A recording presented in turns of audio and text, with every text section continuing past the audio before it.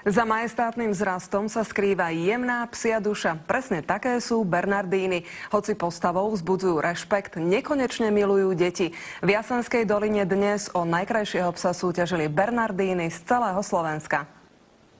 Keď sa povie bernardín, väčšina z nás má s týmto plemenom psa spojenú rovnakú predstavu. Máme, pokiaľ si ho ja predstavím, tak s takým súdkom pod krkom.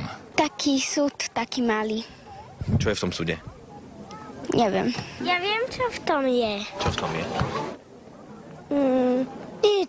Nič v tom nie je. Súdok s rumom pod krkom bernardína má reálne historické základy na taliansko-švajčiarskych hraniciach vo vysokohorskom priesmiku svätého Bernarda. Toto plemeno vyšľachtili mnísi. Oni s tým súdkom išli, keď našli nejakého podchladeného, proste ten alkohol v tom súdku ich sprúžil. Na súťaž krásy bernardínov prišli podporiť nielen ich majitelia, ale aj ďalšie rôzne veľké plemená. Majestátny vzrast je charakteristická črta, bez ktorej by bernardín nebol bernardínom. Majú takú zvláštnu silu v sebe, ktorou upútajú ľudí.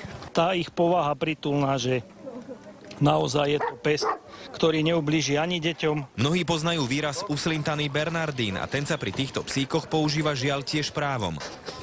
Na to sa zvyká ťažko, ale ona vlastne ešte neslintá tak veľmi. Na psej súťaži krásy je podstatný každý detail. Porota musí vyhodnotiť nielen celkový výzor, postavu či chôdzu, ale aj chrup. V skutočnom živote sú však dôležitejšie ich povahové vlastnosti. Sú to neuveriteľne milé zvieratá, ale takisto ako aj verní strážcovia. Z Jasenskej doliny Marian Lechan, televízia Markíza.